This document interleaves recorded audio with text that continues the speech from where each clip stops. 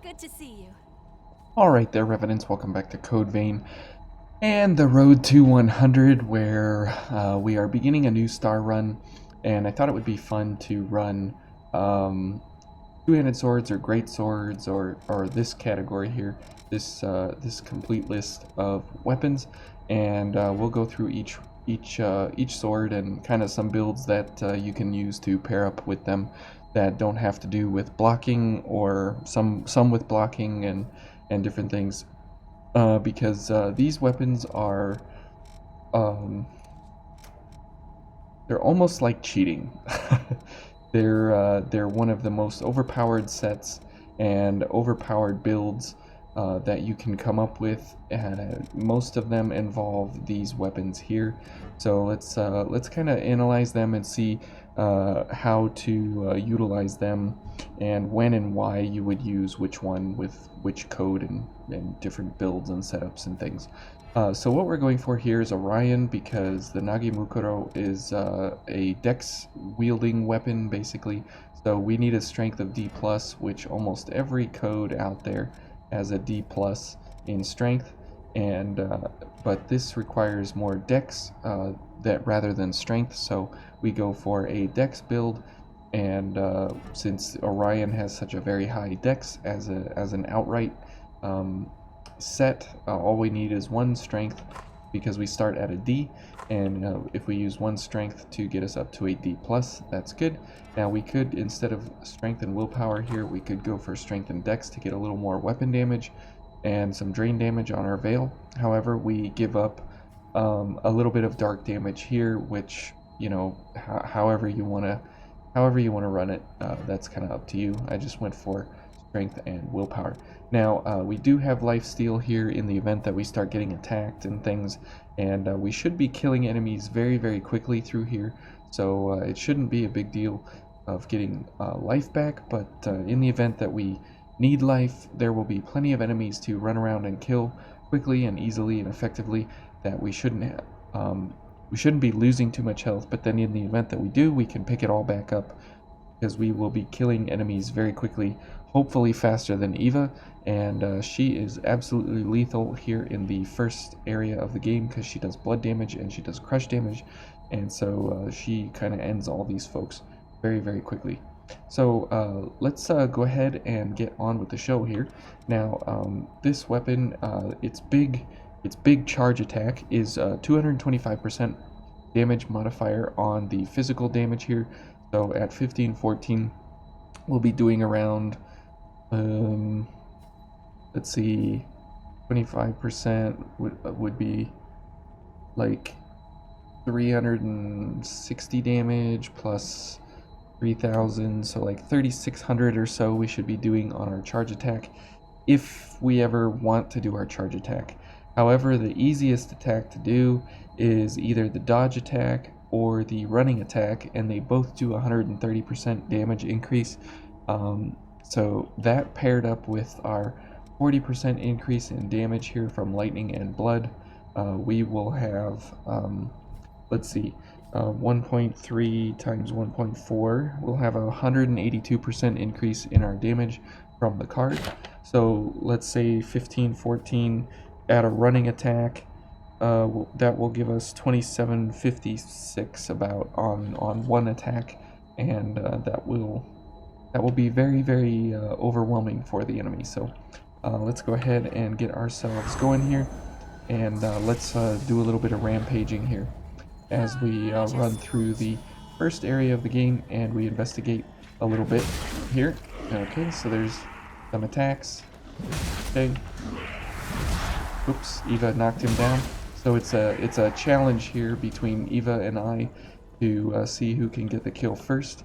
So hopefully, because I'm out in front, I should be able to get the kill before she does. So now over here, there's two guys. So we can take this guy, and we can do a slash on him. Good. Okay, now on the slashing gifts we have here, they are 320% increase in our dark damage. So that's something. Whoops, I'm going backwards. That's something to remember as you pick up these gifts. Now I'm still quick mobility, so that's very nice. let's hit this guy. And this guy behind the, whoop, Eva, you, took away my damage there. Oh well. So again, you can see that is kind of a, kind of a trick here between the two of us. Okay, and we'll go for these fellas here. Now on Tormenting Blast, you really want to go for the first strike, as it's a 200% increase in your damage. Oh, sorry, Eva. And so you want to make sure that you hit with that first hit of Tormenting Blast. The second hit is 150% modifier, so you definitely want to hit with that first strike before the second one for sure. And that's okay if you miss, but you definitely want that first strike hitting. Okay, so for here, we'll definitely go for this, and we'll hit this thing. Oops, we got hit.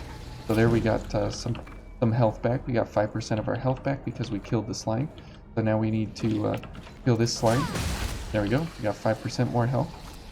So as you can see, we have plenty of damage in the Nagimukuro, and really the only attack you need is just the running attack.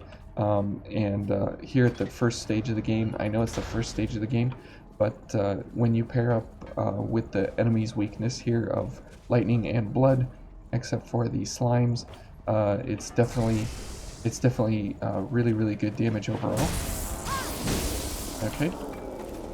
And also pairing up here with blood-sucking blades basically doubles our it doubles our drain damage, our drain recovery. And on the running attack, we have a 225% increase to our drain rating, which is about a 250% increase in our drain. In our drain attack, or sorry, our drain value here. So our drain rating, so we get about 3 ichor back on a smash here. So there you go. You see we have a little bit of ichor drain there, so that's very nice. And for this guy, we'll go for a hack on him.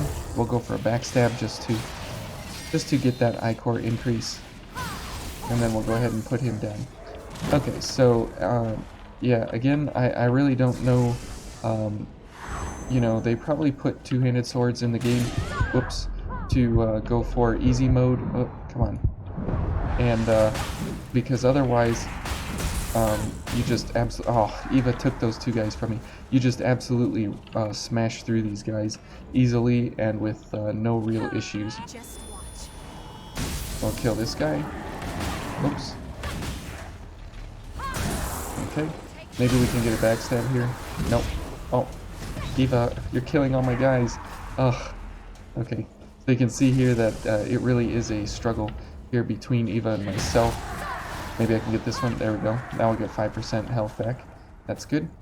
But Eva is absolutely lethal in this area, and as soon as she gets a little bit of ichor, she goes nuts.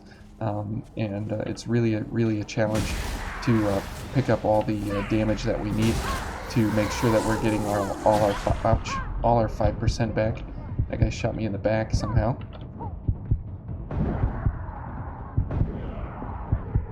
There we go. Okay. Well, I guess we could heal one and then use the extension factor that we picked up there. But there's a missile right here. And a pennant. Yay! Okay, but the Nagimukuro, you can use it in a lot of Dex sets, but it's most effective, I think, when you can pair it with a dark gift of some kind or a light gift of some kind. And it does very well in its own right, no matter how you go about using it. It's a fantastic weapon, and it has a whole lot of use cases. And if I can get a backstab here, nope. Okay, so we will definitely go for this guy and get a plunge on him to kill him quickly, because I don't want to deal with him. Okay, and we'll kill this guy. Eva killed that guy. Okay, and I got that one, Eva. Okay, so we cleared that place out pretty quickly. But you can see that it just absolutely demolishes everything in this first area. I mean, I got a couple of unlucky shots in the back there, but having quick mobility for like I think it's 2 minutes on hasten.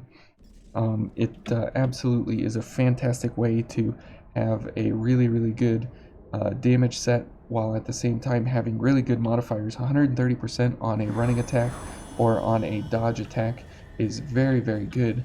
To have that ability that you can put out 30% more damage than what the actual card says.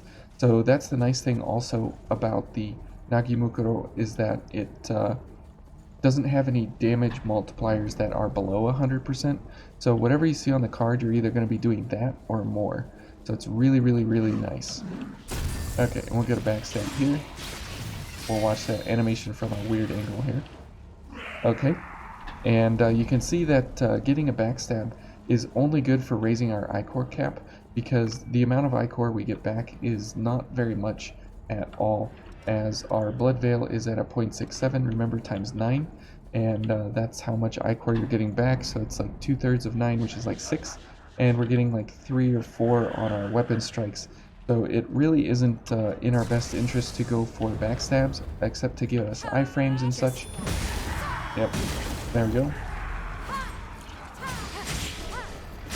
Ouch. And let's knock this guy down. There we go. And let's go ahead and kill him. Good. And up here there are a bunch of slimes that attack us, so hopefully we can get a bunch of these kills here before Eva does. Okay. Good. We got 2 there, so we got an extra 10% health. Eva only got 1, so I got more than her that time. And now we've made our way all the way to Oliver already. So it's a little bit quick, but now we have the Oliver fight to go for, so I guess we'll heal for now. And sure, we'll go for hasten, and we'll go for a bunch of our items here, as we haven't used any of them yet. Okay, and we won't need this, but we'll need Crimson Moon, so that will be the only change up here, just because of his weakness set and what he's good against and what he's not good against. And we'll pick up more of the boss analyses and stuff for the uniques as we go through, but right now we'll just continue on our way. All right, and now we'll go for Oliver here, and you can see that we can take at least 1 hit there before we need to heal again. So we're not in any kind of super danger, but we are in kind of some danger, just because of the fact that we need to still keep our wits about us. Ouch. Okay, let's go ahead and heal up while he transitions. And we're just kind of playing sloppy here, taking some of these hits. But you can see that we have really good ichor recovery as well. Okay. Alright, big boy. He's going after Eva for some reason. Okay.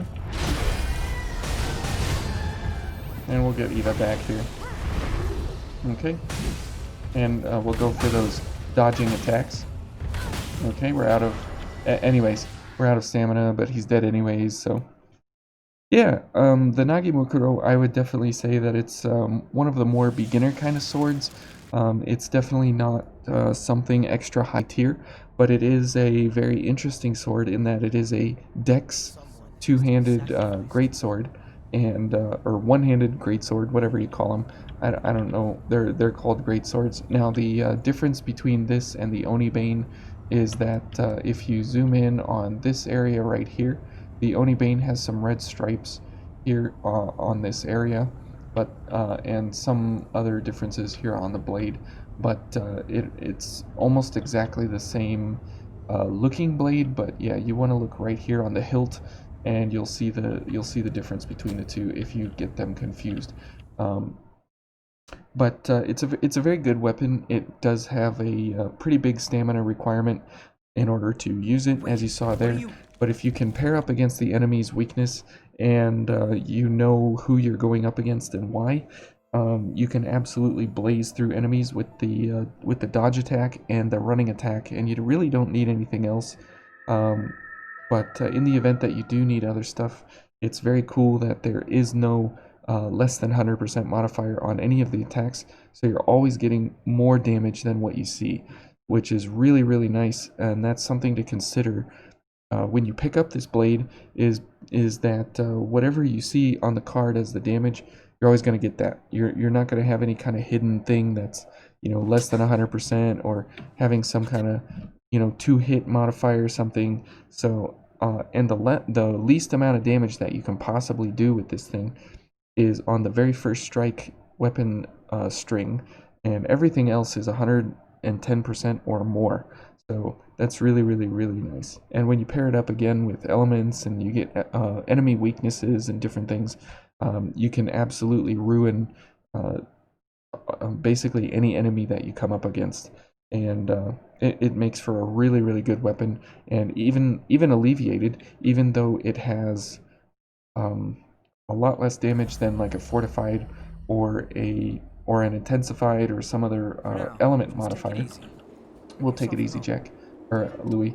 But you give up a little bit of damage here, 151 damage, but you can use it at normal mobility here at only 60 pounds, so it's really, really nice. And if you pair it up, whoops, with the Master Spines, it's really, really nice that you have something lightweight, something that does really good dark damage, while at the same time having pretty good backstab potential at 1190. That's very nice. And also it has, you know, some decent, not the greatest, but some decent defenses overall, and a pretty good balance overall, I would say. At 120, it's not horrible. It's kind of middle of the road on the lower end, but it's not too bad. Now you could go for some other shenanigans here with other veils that have different transforms on them, but going for the fortified here was the best choice for me, as it gave more resistance than normal. So here we lose a little bit more defense, we gain a little bit more dark damage, so on and so forth. But you get the idea, and we kind of just blazed through that first area there. So anyways, welcome back to the road to 100, and for those that are new, welcome to the channel, and for everyone that's been sticking around, I hope you learned something, and you enjoy the two-handed sword run or the Greatsword Run, whichever you call it. I think they're great swords because everything has a great sword here, but it says it's a two-handed sword, so two-handed sword, great sword, whatever you want to call it. That's what this run will focus on, and this time we were, you know, increasing the effectiveness of the Nagimukuro by having dark damage along with it. And if this was just a simple two-handed sword build, then it wouldn't be as effective for the Nagi. But here, pairing it up with some dark damage definitely increases our potency, because our drain rating is so high because of blood-sucking blades here and weapon drain rating up. It really, really helps out. And then in the event that you get drain activator, it even helps out that much more. So you get tons of ichor back, so you can use gifts effectively between these three, and between your weapons and your mobility. So really, really good stuff.